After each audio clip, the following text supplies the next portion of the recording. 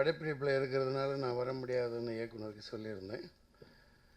அவங்க பேங்க்லாம் போய் க்யூவில் நின்று பணத்தை மாற்றணுங்கிறதுக்கு வசதியாக 2 மணி கால் ஷீட் ஆக்கிட்டாங்க. அதனால் வர முடிஞ்சது. சந்தானம் சார் படம் ஓடி.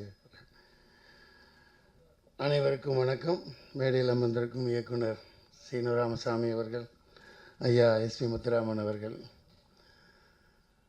வசனத்தில் பெருந்தகை பெரிய சாதனை படைத்த வசனகர்த்தாவும் இயக்குனரும் தயாரிப்பாளருமான வி.சி. குகநாதன் அவர்களே,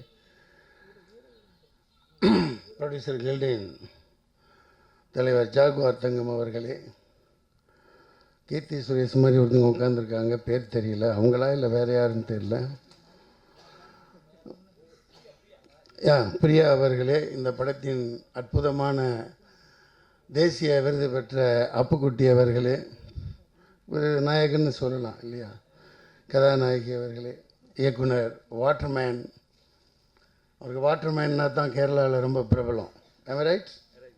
வாட்டர்மேன் உதய் சங்கரன் அவர்களே, கதாநாயகன் அசோக் அவர்களே, அனைவருக்கும் பிடித்த கதாநாயகன் விளங்கி இப்பவும் கதாநாயகனை வாழ்ந்து கொண்டிருக்கும் ரஹ்மான் அவர்களே, பின்னது கீழே வந்திருக்கும் எனது டார்லிங், எனது கதாநாயகி வயோதிக பாட்டி, அம்மா பேர் என்ன? எனக்கு அவங்க தான் ஜோடி. ஆமாம், சாந்தி மாவா அந்த மாதிரி தான் தர்றாங்க. என்ன பண்ணுறது, ரொம்ப வயசாகிடுச்சின்னு நினைக்கிறேன். அவங்க என்ன இளமையாக இருக்காங்க. மதுமிதா அவர்களே, அப்புறம் தொலைக்காட்சியில் கலக்கி கொண்டிருக்கும் ஜப்பானா சீனாவா என்னன்னு தெரியல அவங்க ஒரிஜினல், ஆனால் தமிழ் நம்மளோட அற்புதமாக பேசுகிறாங்க. அதுவும் இந்த சென்னை தமிழ்னால் பூந்து விளையாடுறாங்க. அதுவும் இந்த கெட்ட கெட்ட வார்த்தையிலாம் திட்டுறதுன்னா ரொம்ப அழகாக திட்டுறாங்க. டிவியில் தான். ஏமா ரைட்? அவங்க பேர் தாப்பாவா? பேரே தாப்பாவா? போட்டுக்கிட்ட முன்னாடியா பின்னாடியா? ஆஹா, தாப்பா. வாழ்க வளம். கம்பேரிங் பண்ணுற குமாரி அவர்கள் நல்லா பண்ணாங்க, அழகாக. இந்த படத்தின் PRO public relation officer Perunthulasi Palanivel அவர்களே, பத்திரிகையாளர்களே, அனைவருக்கும் வணக்கம். இந்த கொஞ்சம் கொஞ்சம் எனக்கு ஒரு நல்ல கதாநாயகன் மாதிரி ஒரு வேஷம் திடீர்னு கூப்பிட்டாங்க, ஃப்ளைட்டில் வரவழைச்சாங்க, டம்மால் டிமில்னு எடுத்தார். ரொம்ப அந்த கேமராமேன்லாம் பாராட்டணும், ரொம்ப வருஷத்தில் எடுத்தாங்க. எனக்கு அவ்வளோ அழகாக அந்த படத்தில் காமிச்ச மாதிரி ராவணனில் தான் நான் அழகாக இருந்தேன். அதுக்கப்புறம் இந்த படத்தில் தான் என்னை அழகாக காமிச்சிருக்காங்க. எனக்கே அதிசயமாக இருக்குது. பாராட்டணும். அந்த மாதிரி ஒரு நேஷ்னல் இன்டகிரேஷன் அதிகமாகணுன்னா, இப்போ இங்கே எல்லாம் தயாரிப்பாளர் போய் மலையாளத்தில் படம் எடுக்கணும், மலையாள தயாரிப்பாளர் இங்கே வந்து எடுக்கணும், அது ஏன் செய்ய மாட்டேங்கிறாங்கன்னு எனக்கு தெரியல. கொஞ்சம் நீங்கள் கொஞ்சம் அமைதியாக இருந்தால் நான் பேசிடுவேன். கொஞ்சம் அந்த விதத்தில் பார்த்தா ஒரு மலையாளத்தில் நல்ல ஒரு சுறுசுறுப்பான இயக்குனர் தமிழ் ஆர்டிஸ்ட்டுகளை வச்சு, தமிழ் யூனிட்டுகளை வச்சு அங்கே கேரளாவில் எடுத்துகிட்ருக்காரு. எனக்கு அதிசயமாக இருந்தது, பாராட்டப்பட வேண்டிய விஷயம். அதுக்காக ஒவ்வொருத்தரும் ஒரு இயக்குனருக்காக கைத்தட்டல், அவரை வரவேற்கணும்.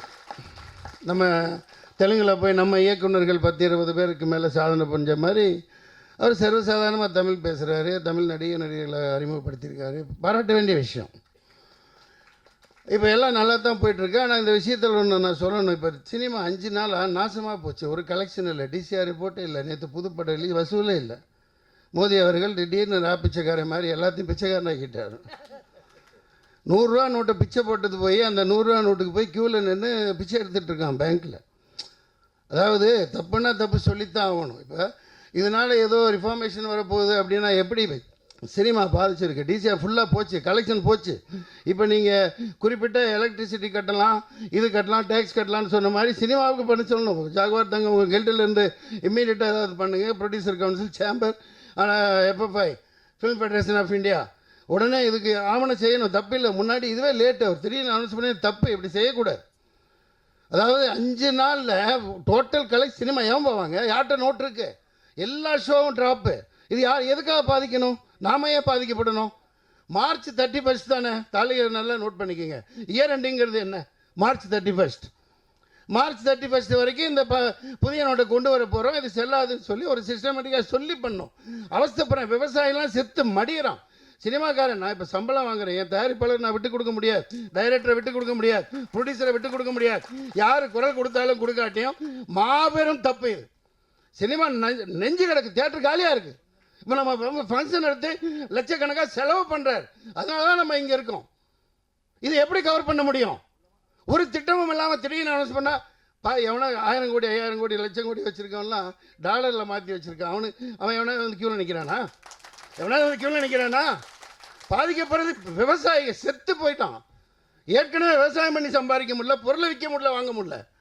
இது வந்து இது இந்த விஷயம் இங்கே இல்லாட்டியும் கூட டைரெக்டாக பாதிக்கப்பட்டிருக்கேன். சினிமா ரொம்ப பாதிக்கப்பட்டிருக்கு. இதுக்கு 5 நாள் வசூலை மோதி முதல்ல கொடுத்தாகணும். மார்ச் 31 வரைக்கும் இந்த நோட்டெல்லாம் செல்லுபடி ஆகணும்னு சொல்லி ஆகணும். நாளைக்கு சொல்லுவாங்க, சொல்ல வைப்போம். இன்னொன்றுப்பா, நான் குறை சொல்லுக்கு ஒன்றும் இல்லை. போய் மாற்றிட்டு வந்தா பையன் க்யூவில் நின்று ஏன்னா ஏதோ ஒரு நம்ம ஆட்டோ இதோட நல்லா போடுவார். ஏதோ மழை பெஞ்சா சாயம் போகிற மாதிரி இருக்குது. 2000 நோட்டான். ஆனால் பிச்சைக்காரன் கூட வாங்க மாட்டான்ப்பா. இது பாரு 500 எவ்வளோ நல்லா இருக்குது பாரு, ஸ்ட்ராங்காக. மழையில் நினைஞ்சா நழையும் போயிடல, சாயம் போச்ச மாதிரி டூப்ளிகேட் நோட்டு மாதிரி இருக்குது, சினிமா நோட்டு மாதிரி இருக்குது. நான் என் கருத்தை சொல்ல நான் கடமைப்பட்டிருக்கேன். ட்ரம்ப் அவ்வளோ பெரிய ஆள், ஜனாதிபதி செலக்ட் பண்ணியிருக்கான். எல்லாம் நின்று போராடுறேன். நீ வேணாம், எனக்கு நாங்கள் ஒத்துக்க முடியாதுங்கிறான். அந்த ஜனநாயகம் தான் நம்ம ஃபாலோ பண்ணுறோம். ஒரு ஆள் தப்பு செஞ்சால் தப்புன்னு சொல்லணும். பாதிக்கப்பட்டிருக்கு, எல்லா குடும்பமும் பாதிக்கப்பட்டிருக்கு. நீ என்னமோ ரிஃபார்மேஷன் கொண்டு வாங்க, அதை பற்றிலாம் எனக்கு கவலை இல்லை. சினிமா பாதிச்சிருக்கு, 5 நாள் கலெக்ஷன் போச்சு, புதுப்படம் ரிலீஸ் பண்ண முடியல. அதுக்கு என்ன? அதை முதல்ல சொல்லுங்கள். கொஞ்சம் கொஞ்சம் அதிகம் வசூல் பண்ணட்டும். இது விஷயமா நான் எங்கே போக தயாராக இருக்கேன். ஏதோ அக்கடா ரோல் துக்கடா ரோலில் நடிச்சுக்கிட்டு இருக்கனால சும்மா இருந்துகிட்டு இருக்கேன். வழக்கு போடுறவங்க டிராஃபிக் ராமசாமி தானா? நீங்கள் ஒவ்வொருத்தரும் போடுங்க, கொண்டு வாங்க. இதான் தப்பான சிஸ்டம். நைட்டோட நைட்டாக இந்த மாதிரி இது பொருளாதாரத்தை இதனால் வளரப்போகுதா பொருளாதாரம்? மக்கள் செத்து சுண்ணாம்பாயிட்டு இருக்காங்க எல்லா கிராஃப்ட்டும். இனிமேல் தெரிய வரும் பாருங்கள். நன்றி, வணக்கம்.